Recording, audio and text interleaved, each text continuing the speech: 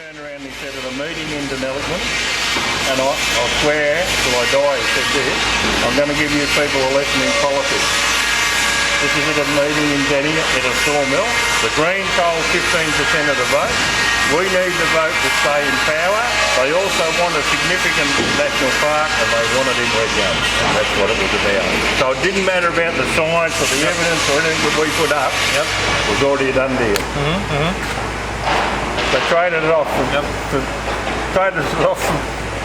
for votes in the city. And you know they've done exactly the same thing in Victoria. Exactly the same. Exactly.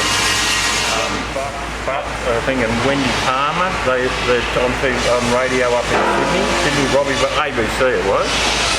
Well, someone rang me over that they'd gone there spruiting about the industry, the Redgum industry, because of this, we're trying to fight it to get it back open. Well, they got paid out $96 million, and I'll have a look at the tourist numbers. They've now done a survey, the National Parks has done a survey here, and they're saying, our population in the Thara, by the way, is about 800 people. They're saying that we're getting 2,400 people per day visiting the Murray Valley National Park and the one in Balranald. Do you think we'd notice that many people with a population of 800? I mean, you know, what? And that was on ABC radio. I rang in to try and get the truth out there. They didn't even put me on. So that's not true, Chris, that figure? Oh, not true? Oh, God, phantoms of the forest they are. That's what David Joss called it. You know what I mean? Like, how do we beat it, or how do we stop it, or what do we do? You know, and what makes it personal for me is, because I was never into politics, you know, I just was happy to be working and earning money and paying people's wages and all that. I'm happy to do all that. Is I lost it on my watch. I've lost this forest on my watch. My father never lost it. My grandfather never lost it. My great-grandfather never lost it. My great-uncles never lost it. I lost it on my watch. And that's what it's the same with the water. They're pouring water into a unproductive forest now. When we grew that forest with the water that was available, left over from irrigation and everything, we still grew a forest and managed to harvest and everything. Now we've got to grab all this water for the environment and send it down there. So we're flooding the forest out there. We're destroying something we created. You know, we're growing more fuel load there now than ever was because we're not in there harvesting and thinning it. And we'll have a fire here one day and you won't stop it. Yeah. It'll like you can't leave fuel on the ground and not expect to get a crown fire. It'll just go. You know. Anyhow, I don't know what to do. I've been fighting it now for 10 years, hoping that someone would step in and say, no, we've got to help these communities. We're not after money. We just want a resource back that we actually grew ourselves. I just can't see it's going to get better as long as we're attached to the city, because it's just so much of the voting weight is there, the rest of it doesn't matter. They can literally write us right off. Yeah, I know. You saw what happened to the National Party in New South Wales over the koala trees. People being able to cut down trees on their own properties. Yeah, I know, that's shocking. What's going on there, and it's still going on. Yeah. That hasn't been resolved. Like, we've got cockies that, you know, you work on properties and that the koala doesn't even have to be there, and they can stop. Like, they need that money for it. Like it's farming, they farm the trees, and then, you know what I mean, you still got a resource, so you farm it, just like a crop. Yeah. And they could stop them. I mean, it's just so wrong what's happening there. And you should see the big fires we had in January. They killed off so many things in the national park, in all the areas they're protecting. They just devastated it. Incredible. And for the eucalypts, they are literally a weed. Exactly. You have to keep on top of them to try and eat them down. Exactly right. And that's where our people before, like my uncle and that, when the first thinnings came out, you know, he escaped from the war, and they used to thin it with an axe. You know what I mean? Like the bush was that young. You know, that's a product of the 1870 flood. You know, they flooded and got away. That's what it is. And then we had a Manton was their first forester, and he turned around and had a look at it and said, no, we can grow this into a resource. So they grew it into a resource by thinning it. It's man-made. It's not ancient, it's not old growth, it's just a man-made forest. There's the evidence. We've got a map that shows it wasn't even there. All this side here, this is out this side, and that's all marked, that's all timber, but that's all box. That's the box you see out there. That's your bush. You know what I mean? Is with red gum, you've got to give it light, get rid of the competition, and give it moisture, and it'll grow. And it doesn't matter whether you try to save a tree for a habitat tree, or like for habitat, or a tree for a log. You've got to save the best tree, because it's got to be able to grow in the first place. And they've done a thinning trial out here, and they're saving the wrong trees. They're doing it all wrong.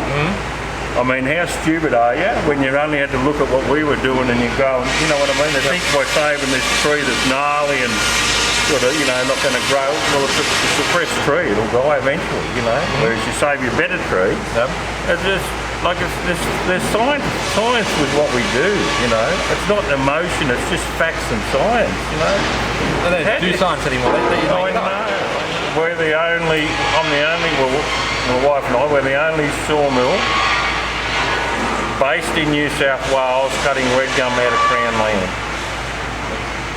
And I think there was five sawmills, there was 40 sleeper cutters, about 40 firewood cutters, that are out of all those, I'm the only one left. I'm the last of the Mohicans.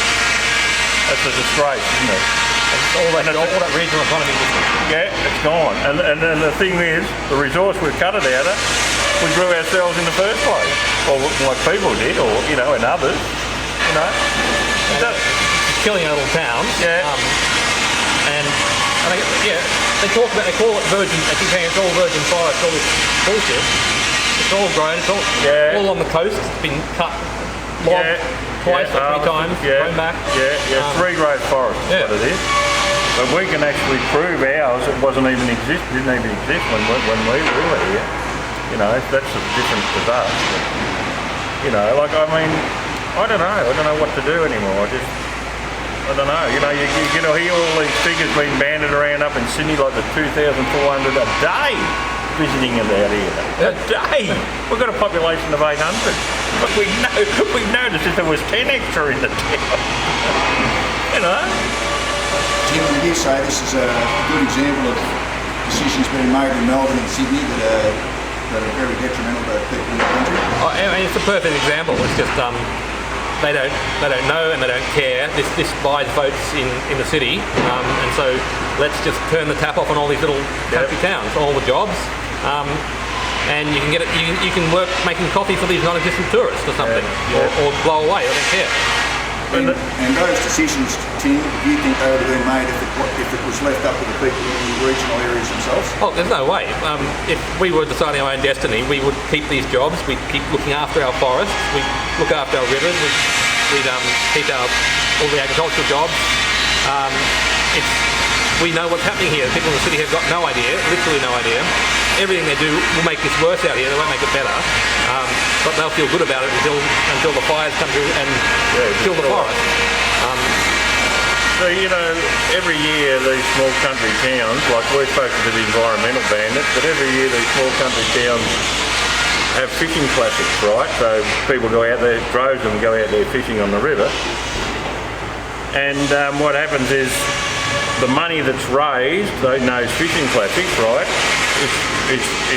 we go and buy fingerlings and restock the river. It's catch and release anyway, but we restock the rivers. The government 12 months later to cause a blackwater event to kill all the fish that we've actually and destroy our trade fishing season, and it hasn't come back yet because the blackwater's not managing the water right. You know what I mean? So we are actually restocking the river for them 12 or 2 years or 3 years later. No, they're watering it wrong. It's just complete incompetence, and they bear no cost. So they can do all these things. They can make the mistakes, destroy everything. No accountability is what it is. No accountability. No accountability. No cost to them. They say, we screwed it up. Well, let's grab some more forest somewhere else. Let's take some more irrigation licenses away. So no cost to them, but huge cost to the people in these areas. We're not like. I think Dr. John Williams from the NRC that we only put in 1% to regional economy or something. But if you start taking 1% here and 1%, it's like if you're 1% when you're playing football, it's your 1%ers that count. They win your games and eventually win your premierships, don't they? Yeah. Those 1%ers, because they add up in the end. And you knock those jobs out, it's a chain reaction. You lose teachers, you lose schools, you lose hospitals. Yeah. And what was the total value of this, like per annum, the value of that? Oh, it's about an $86 million a year industry. 86 million every year. Every year, yep. Every $86 year. million supply. Sustainable, renewable, biodegradable. You couldn't get any better, you know? And they're not there anymore since that price has been turned into National Park. No. $86 million a year Yeah, gone. out of the local economy. And now we're paying for it out here. We're being looked up as a national park. So they're paying for thinning trials to happen, which we already know thinning work. You only got to read everything that's documented on it. So, and then it's an ongoing cost of monitoring the thinning trial, $400,000 a year they're paying to monitor the thinning trial. I mean, we're in a crisis here at the minute.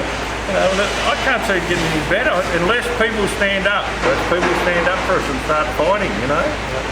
And that's never going to happen while all the power's in Sydney. We just don't matter right now.